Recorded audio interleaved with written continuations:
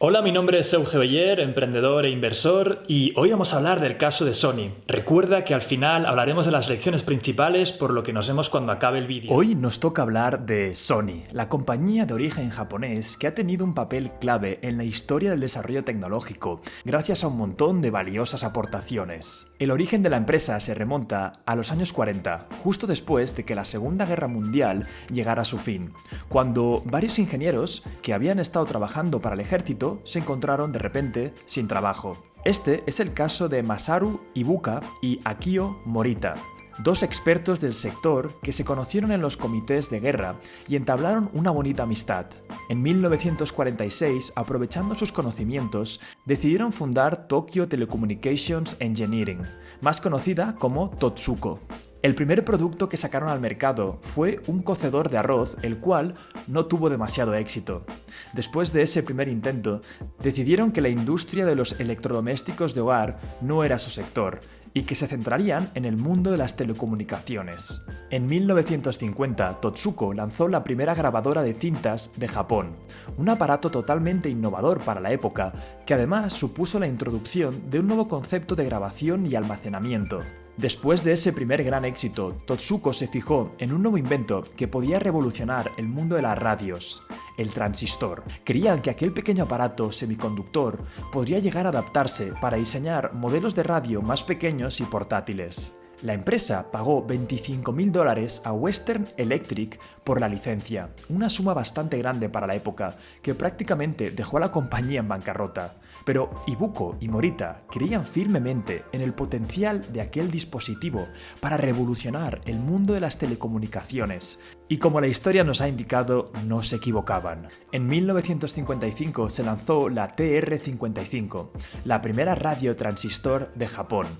Totsuko no se conformaba con vender su increíble producto tan solo en su país. Había llegado el momento de internacionalizar la compañía, pero primero necesitaban crear una imagen de marca más sólida, capaz de superar las barreras culturales. Y el primer paso era adoptar un nombre mucho más fácil de pronunciar para el público occidental. Y fue a partir de aquel momento que Totsuko pasó a llamarse Sony. La TR-55 sería el primer aparato en comercializarse oficialmente bajo el nombre de Sony, y lo haría de forma internacional. En aquella época, los productos provenientes de Japón no se percibían como artículos de calidad, sobre todo en Estados Unidos. Pero aquella radio portátil era excelente, lo que ayudó a un cambio de perspectiva por parte de la sociedad americana.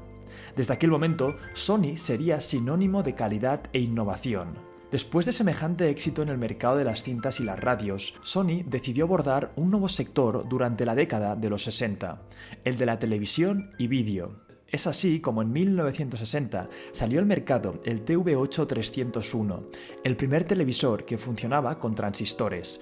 Pero el progreso más grande llegó con el Trinitón en 1968, un televisor a color que marcaba una verdadera diferencia cualitativa con respecto a la competencia. Sus colores brillantes, su contraste y su increíble brillo enamoraba a millones de consumidores en todo el mundo. Lejos de relajarse después de aquellos exitosos lanzamientos, Sony continuó esforzándose por seguir al pie del cañón de la innovación, lanzando en 1975 el revolucionario Betamax, un formato de vídeo analógico que pretendía ser la versión del vídeo del clásico cassette de audio. Este nuevo invento no solo permitía comercializar películas para su consumo personal, sino que además se podrían grabar los programas directamente del televisor para luego volverlos a ver más tarde. Sin embargo, Sony se toparía enseguida con una fuerte competencia. Una empresa japonesa llamada Matsushita, conocida hoy en día como Panasonic, desarrolló una alternativa similar al Betamax, el célebre VHS, que salió al mercado en 1976. Durante varios años, ambos formatos coexistieron y lucharon por hacerse con el reinado de la industria del vídeo, pero pronto una de las dos se coronaría como líder y el otro desaparecería del mercado.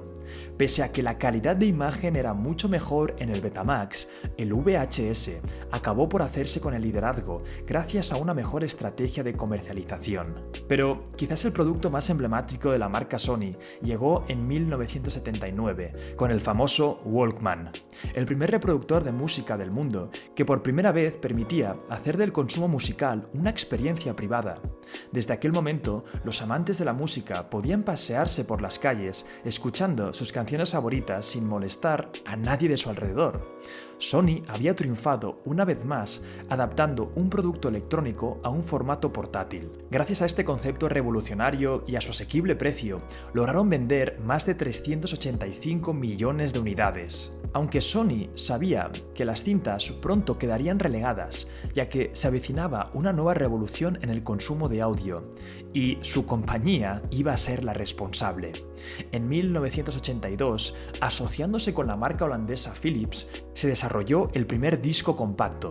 Con ello, la era de la música digital había comenzado. Sony, que seguía buscando nuevos sectores en los que innovar, penetró en la década de los 80 la industria musical y la cinematográfica, adquiriendo CBS Records y Columbia Pictures.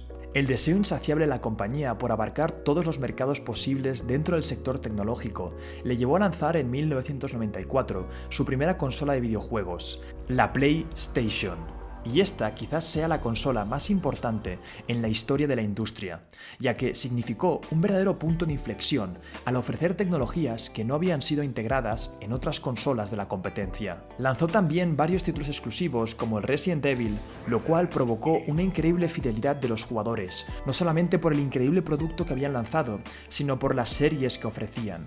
Sony inició el nuevo milenio con buen pie, lanzando su PlayStation 2 en el año 2000. Hasta la fecha, la consola más vendida de la historia, con 157 millones de unidades.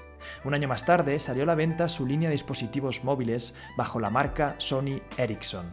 No obstante, a partir de ahí, en los años siguientes, la empresa dejaría de estar al frente de la innovación, ya que otras marcas empezaron a lanzar productos mucho más avanzados, con lo que Sony empezaría a quedarse atrás. Por lo que respecta al audio y la música, la llegada del iPod de manos de Apple y Steve Jobs cambió radicalmente el formato de consumo, igual que había conseguido antaño Sony con el Compact Disc o el Walkman, los cuales, después de la llegada de los reproductores MP3, quedaron totalmente apartados del mercado. En el sector de los televisores se presentaron novedosas tecnologías como el LCD y el plasma, que pasaron a sustituir a las arcaicas y voluminosas Trinitón.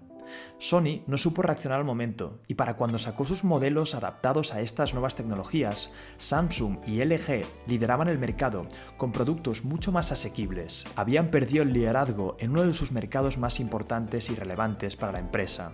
Su marca de dispositivos móviles apenas abarca un 1% de la cuota de mercado, y sus firmas de cine y música no tienen especial relevancia en sus respectivas industrias.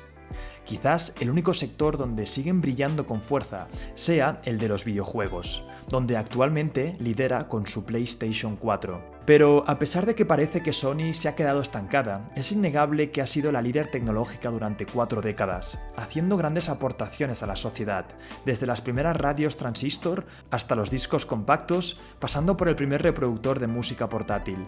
Sony es sin duda una empresa que ha logrado grandes avances en el mundo, consolidándose para siempre dentro de la historia de la tecnología. Antes de empezar con las lecciones principales, recordaros que tenéis un curso gratuito en emprendeaprendiendo.com, os hemos dejado el enlace en las tarjetas ya aquí abajo, donde hablamos de las 10 preguntas claves para empezar un negocio, tenemos una conferencia de 45 minutos y un montón más de contenido.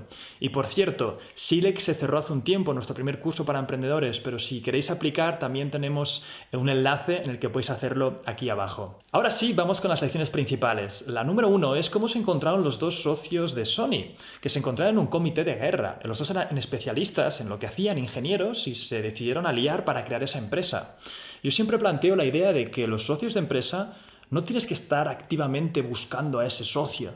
La idea es empezar a moverte, empezar a ir a sitios donde puedas encontrar a esa gente que tenga mismos gustos que tú. Ir a eventos, conferencias, networkings, y al final acabarás encontrando a la gente que tenga una misión parecida a la tuya, pero que sea un contrapuesto perfecto para empezar ese negocio. La segunda lección la extraemos de la consola PlayStation.